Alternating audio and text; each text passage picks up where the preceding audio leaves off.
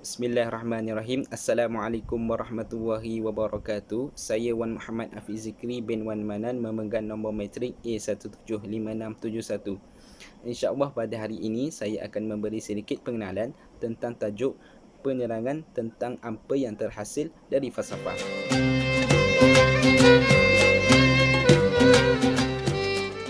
Sebagaimana kita tahu, Imam Al-Ghazali ini banyak mendalami ilmu untuk mencari kebenaran. Jadi dalam bab ini, selepas beliau mendalami ilmu kalam, beliau mengkaji pula ilmu falsafah. Beliau ada menyatakan bahawa ulama kalam banyak mengecam dan mengkritik ilmu falsafah ini. Hal ini kerana dalam kitab ilmu kalam tersebut, mereka menyentuh ilmu falsafah ini secara kabur, dan ungkapan dan perkataan di dalam kitab tersebut bertentangan antara satu sama lain dan ia sukar difahami. Dalam erti kata lain, Imam Al-Ghazali menyatakan bahawa mereka ini mendakwa ilmu falsafah ini tidak benar tanpa mereka mendalaminya. Dan Imam Al-Ghazali juga berpendapat bahawa seseorang itu tidak boleh segera mendakwa ilmu itu tidak benar tanpa mereka mendalaminya. Dan oleh itu saya merumuskan bahawa Imam Al-Ghazali berpendapat bahawa sesuatu ilmu itu perlulah diselidiki dan didalami. Kalau tidak, ia diibaratkan sebagai melontar sesuatu dengan mata yang buta.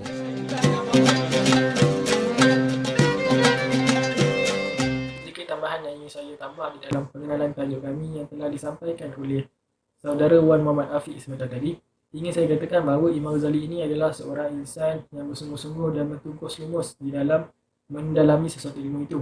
Di dalam konteks ini, kita membicarakan mengenai ilmu falsafah, di mana Imam Ghazali ini kesungguhannya di dalam ilmu falsafah. Imam Ghazali ini mendalami secara sendiri tanpa ada sokongan dan bimbingan daripada orang lain. Buktinya, pada masa waktu lapang, beliau membuka kitab-kitab falsafah dan menelaahnya secara sendiri tanpa ada orang yang membimbing dia. Kemudian, walaupun beliau mendalami ilmu falsafah ini, dalam masa yang sama beliau turut mengarang kitab-kitab syariah. Ada yang mengatakan bahawa beliau diberi tanggungjawab untuk mengajar seramai 300 orang pelajar di Baghdad. Alhamdulillah, berkat usaha dan kesungguhan beliau yang ditunjukkan, Allah Subhanahu Wa Taala telah memberikannya ketinggian di dalam pemikiran di dalam bidang falsafah ini berbanding dengan ahli-ahli falsafah yang lain. Dikatakan bahawa Imam Ghazali ini mencapai kemuncak di dalam bidang falsafah ini selama hampir kurang 2 tahun, dan kemudiannya menyambung lagi selama setahun untuk meneliti dan memperincikan lagi apakah kebenaran falsafah dan apakah penipuan di dalam falsafah. Disimpulkan oleh Imam Ghazali bahawa falsafah ini mempunyai banyak aliran, dan di dalam alirannya mempunyai banyak pecahan-pecahan yang lain. Oleh itu, Imam Ghazali ini menyimpulkan bahawa kebanyakan ahli falsafah berpegang pada aliran yang terjerumus kepada kesesatan dan kekufuran.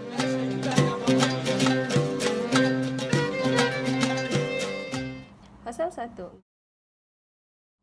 Golongan ahli falsafah dan aliran-alirannya yang pelbagai jenis terbahagi kepada 3 kumpulan, iaitu yang pertama, golongan al-dahriyun, yang kedua, golongan al-tabi'iyun, dan yang ketiga, golongan al-ilahiyun. Golongan yang pertama iaitu golongan al-dahriyun. Mereka merupakan ahli falsafah yang terawal dan mereka mengingkari adanya pencipta dan yang mentadbir alam ini. Mereka mendakwa bahawa alam ini terjadi dengan sendirinya sejak azali lagi tanpa ada pencipta. Mereka inilah golongan zanikah atau golongan yang tidak beragama.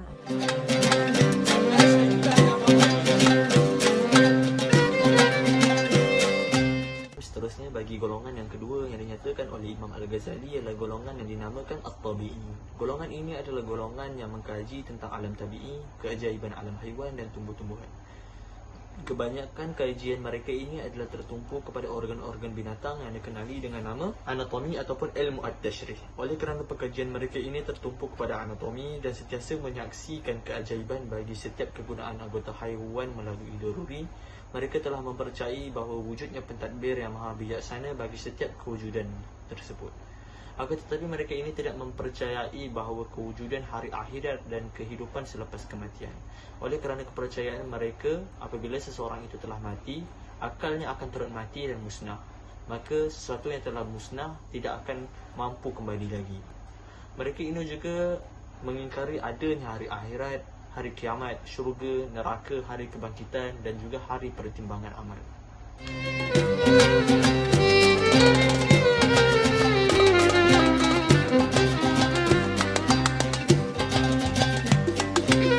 Jadi setelah itu muncullah pula golongan yang ketiga, mereka digelar Al-Ilahiyun. Mereka ini golongan yang lahir terkemudian. Antara tokoh golongan ini ialah seperti Socrates, Plato dan Aristotle. Mereka telah mengukuhkan lagi bidang ilmu sains dan ilmu falsafah. Secara keseluruhannya, mereka menolak golongan Ad-Dahriyun dengan At-Tabi'iyun dengan mengukuhkan pandangan setaujah-ujah mereka sendiri. Tetapi dapat dilihat setelah itu, Aristotle telah mengkritik Plato dan Socrates sehingga kan beliau terpisah secara langsung daripada pandangan serta pendapat mereka. Tokoh falsafah Islam seperti Al-Farabi dan Ibn Sina telah mengarang serta menghimpunkan tentang falsafah Aristotle. Mereka telah membahagikan falsafah beliau kepada 3 bahagian. Bahagian pertama ialah bahagian yang perlu dikafirkan, bahagian kedua ialah bahagian yang perlu dibid'ahkan, bahagian ketiga ialah bahagian yang tidak wajib diingkari sama sekali.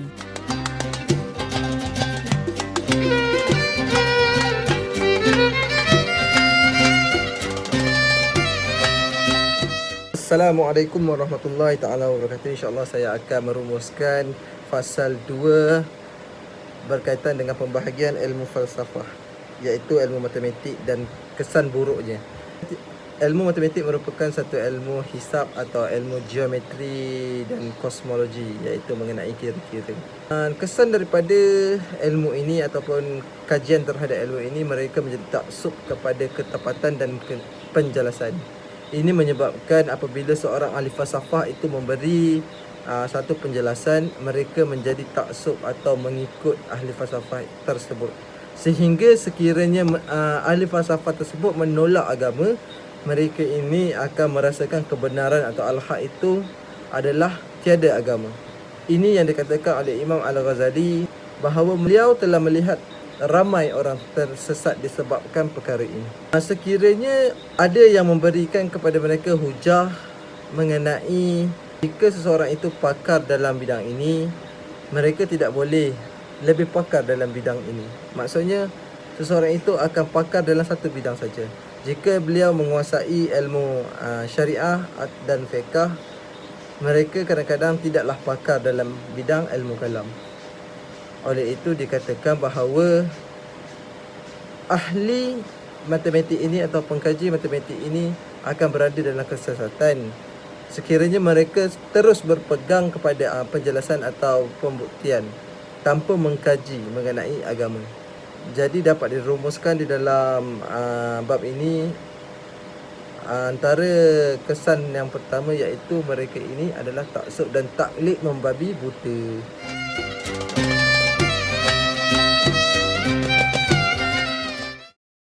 Okey, akibat buruk yang kedua dalam mempelajari ilmu matematik adalah datang daripada orang Islam itu sendiri, yang mana orang Islam ini mereka ikhlas dalam agama tetapi jahil dalam pengetahuan. Mereka menganggap bahawa agama Islam ini patut dibela dengan membuang segala pengetahuan berkaitan dengan ahli falsafah. Mereka juga menganggap bahawa ahli falsafah ini jahil dalam apa-apa bidang sekalipun. Justru sekiranya ahli falsafah ini cuba untuk menyampaikan sesuatu ilmu yang berkaitan dengan, contohnya dalam berkaitan dengan ilmu falak, gerhana matahari dan juga bulan, mereka terus-menerus menyangka dan juga menganggap bahawa ianya menyalahi dengan hukum syarak.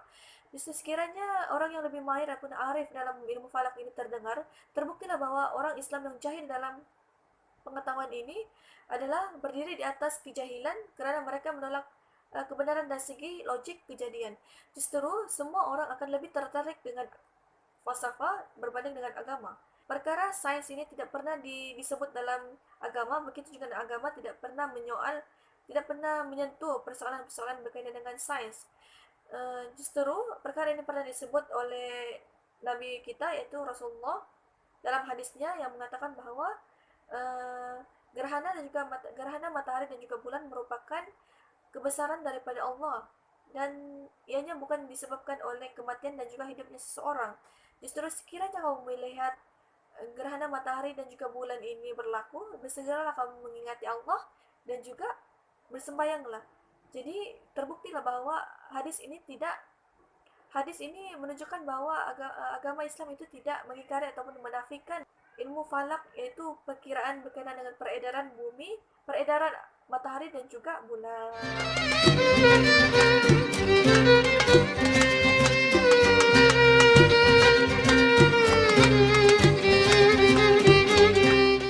Saya akan sambung tentang ilmu mantik.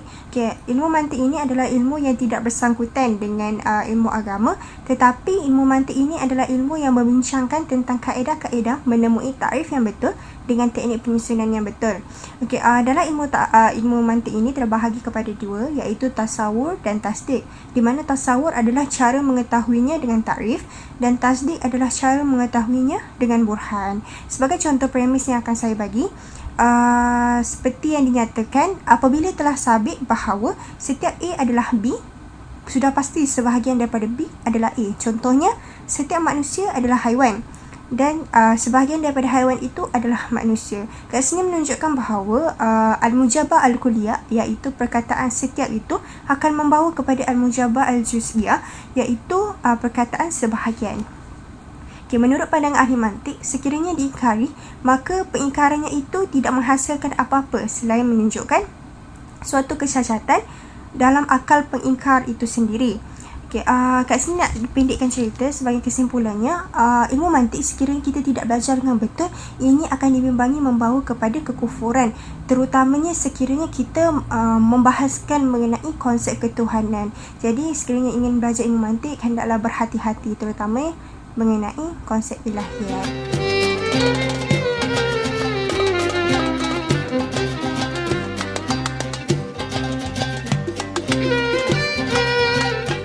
Teruskan kepada bahagian yang ketiga daripada fasa yang kedua, iaitu tabi'iyah. Tabi'iyah ialah ilmu tentang pengkajian alam semesta, planet-planet dan bintang-bintang, serta jisim-jisim tunggal seperti air, udara, api dan tanah, dan juga jisim sebatian seperti haiwan, tumbuhan dan galian.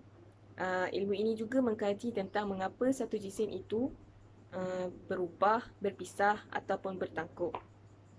Seperti ilmu perubatan, ilmu ini juga dibolehkan dalam Islam, kecuali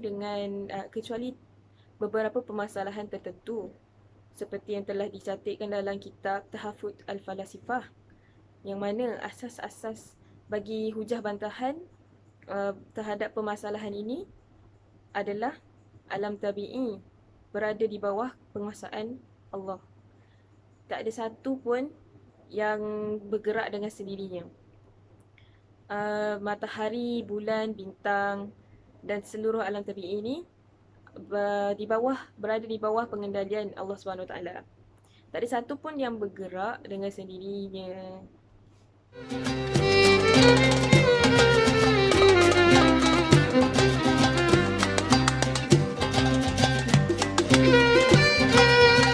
Seterusnya, tajuk ilahiyah. Dalam tajuk ini, paling banyak mereka melakukan kesalahan, iaitu para filsufers. Mereka tidak mampu membuktikan kemampuan burhan sebagaimana yang mereka syaratkan dalam ilmu mantik. Terdapat persamaan antara mazhab Aristotle dan mazhab dalam Islam, iaitu mengenai metafizik, dan yang dinukilkan oleh Al-Farabi dan Ibn Sina. Kesalahan-kesalahan mereka ini meliputi 20 perkara yang terdapat dalam kitab Tahfut Filsafah, iaitu 3 perkara wajib dihukum kafir dan 17 perkara lagi dihukum sebagai bid'ah. 3 perkara berikut adalah: yang pertama, mereka menyatakan jasad tidak dibangkitkan semula. Mereka mengakui kewujudan roh, namun mereka mengingkari jisim. Justru jelas mereka melanggar syarak.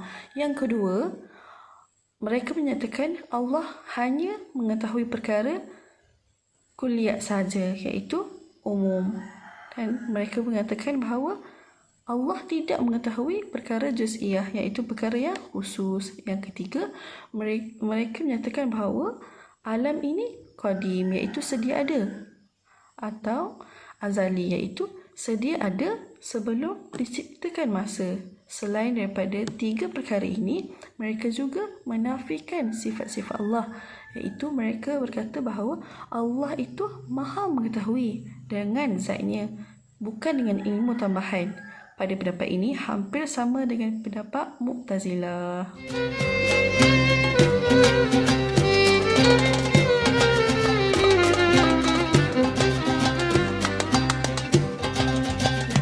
Kepada yang seterusnya, iaitu aspek sia-sia.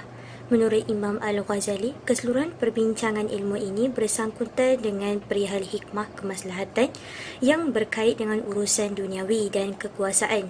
Semua itu mereka ambil daripada iktibar kitab-kitab Allah yang diturunkan kepada para nabi daripada hikmah yang diwarisi daripada nabi-nabi terdahulu.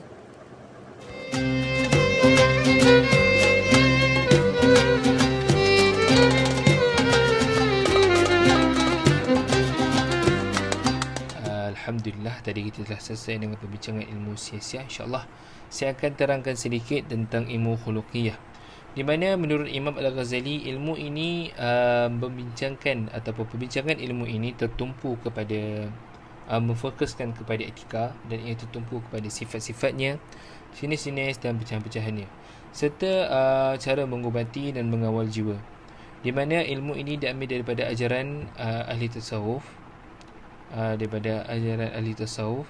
kerana ahli sufi ialah orang yang mendampingi Allah Subhanahu Wa Taala.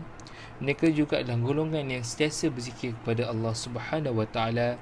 Mereka juga adalah golongan yang melawan hawa nafsu, dan mereka juga adalah golongan yang mendampingi jalan menuju Allah Subhanahu Wa Taala dengan cara mereka menolak kebahagiaan di dunia. Maka lahirlah daripada golongan ini sifat-sifat yang terpuji dan sifat-sifat yang terkeji. Dan segala ilmu yang dipelajari oleh ahli falsafah telah mereka amalkan. Dan dengan itu datang sebahagian ahli falsafah, mereka mencampur adukkan kata-kata sufi dengan buah fikiran mereka, yang mana mereka dapat menutup kebatilan mereka dengan hiasan sufi. Bagi Imam Al-Ghazali, Imam Al-Ghazali menyatakan gabungan daripada hadis Nabi SAW dengan kata-kata daripada ahli sufi yang terdapat di dalam buku falsafah dapat mendatangkan dua bahaya, iaitu yang pertama, bahaya kepada orang yang menolaknya, dan bahaya kepada orang yang menerimanya. Jadi insyaAllah saya akan terangkan tentang bahaya kepada orang yang menolaknya. Bahaya kepada orang yang menolaknya ini bagi Imam Al-Ghazali ialah bahaya yang amat besar, kerana kumpulan orang yang lemah akal akan berpendapat bahawa jika hadis Nabi SAW dan kata-kata ahli sufi dicampur adukkan di dalam buku falsafah, dan bagi kumpulan ini, kitab yang telah dicampur adukkan hadis Nabi SAW dan kata-kata ahli falsafah ini ialah satu kitab yang telah dicampurkan dengan kepalsuan, dan kitab ini haruslah mereka hindari dan tidak disebut sama sekali. Malah bagi mereka yang menyebut kitab ini, mereka haruslah diingkari dan dijauhi. Dengan serta-merta pertimbangan akal mereka yang lemah ini akan terus menghukum salah, kerana orang yang menyampaikannya adalah pembuat salah.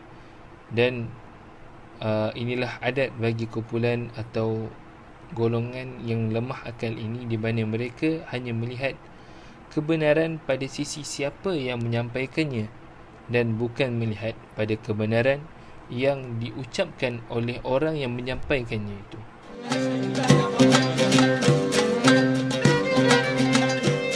Dalam kitab Al-Munqidh min Al-Dhalal, Imam Al-Ghazali telah menjelaskan bahawa falsafah itu terbahagi kepada 6, iaitu ilmu matematik, ilmu mantik, ilmu akhlak, ilmu politik, ilmu ketuhanan dan ilmu tabi'i.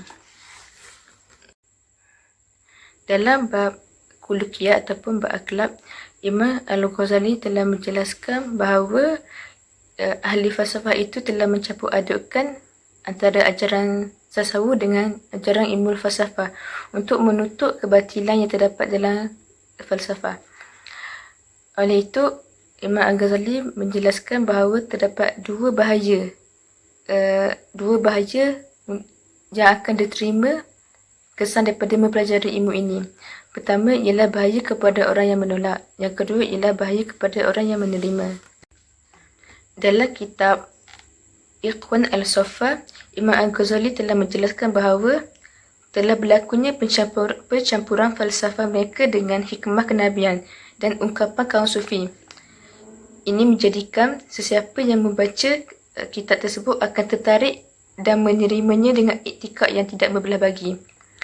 Walau bagaimanapun, pengkaji itu telah tergesa-gesa menerima kepalsuan yang dicampur adukkan itu dan menimbulkan sangkaan yang baik.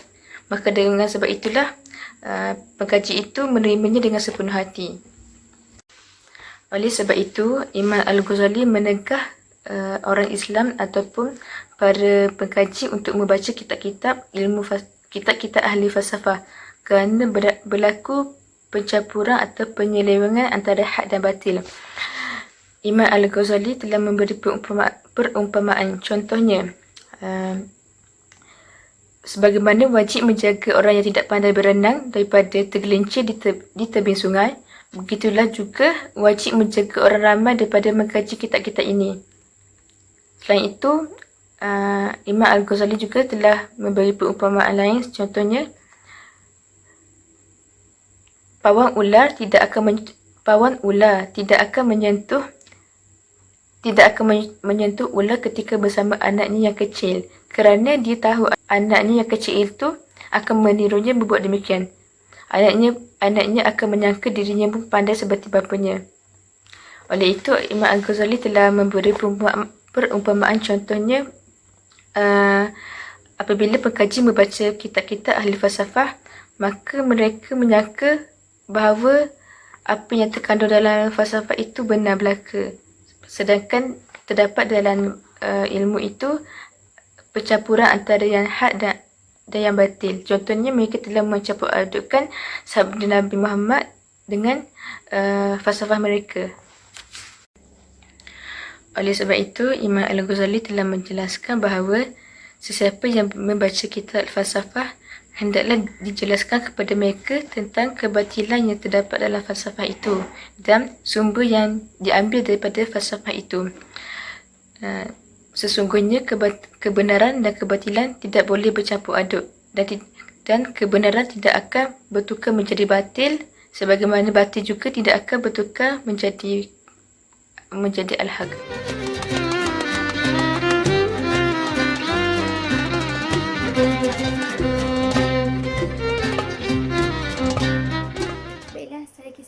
Dapat dirumuskan bagi tajuk ini, pandangan Imam Al-Ghazali berkenaan ilmu falsafah selama hampir 3 tahun telah menjelaskan bahawa ilmu falsafah mempunyai pelbagai aliran dan ilmu mereka juga mempunyai pelbagai pecahan. 3 golongan ahli falsafah yang disebut oleh Imam Al-Ghazali iaitu yang pertama, Al-Dahriyun, yang merupakan golongan ahli falsafah terawal seperti Thales dan Anaximenes. Mereka ini merupakan golongan etis yang mempercayai bahawa Tuhan itu tidak wujud. Golongan yang kedua, Al-Tabi'iyun. Mereka ini dianggap zindik kerana mereka percaya bahawa pencipta atau Tuhan itu wujud, tetapi mereka menolak adanya hari kebangkitan, pahala syurga dan kiamat. Rukun iman itu tidak akan sempurna sekiranya kita menolak salah satu daripadanya. Maka dengan itu, mereka digelar oleh Imam Ghazali sebagai zindik. Dan yang ketiga ialah Al-Ilahiyun. Aristotle telah merumuskan pemikiran Socrates dan Plato, dan kemudiannya Al-Farabi dan Ibn Sina telah merumuskan falsafah Aristotle. Dan daripada tulisan dua tokoh falsafah Islam inilah Imam Al-Ghazali telah merumuskan falsafah Islam kepada 3 bahagian, iaitu yang pertama, yang wajib dikafirkan kerana berlawanan dengan akidah, dan yang kedua, yang wajib bid'ahkan, dan yang ketiga, yang tidak wajib diingkari. Tujuan mempelajari ilmu falsafah yang disebutkan Imam Ghazali mempunyai 6 bahagian, iaitu riyadiyah, mantik, tabi'iyah, ilahiyah, siyasiyah dan hulikiyah. Setiap daripada ilmu ini mempunyai kebaikan, namun terdapat juga keburukan dan bahaya daripada ilmu ini, dan ada di antara ilmu ini yang boleh membawa kepada kekufuran. Oleh itu, Imam Ghazali telah menjelaskan pemikiran yang benar dan pemikiran yang salah di dalam ilmu falsafah ini, di dalam tajuk ini. Sekian, terima kasih.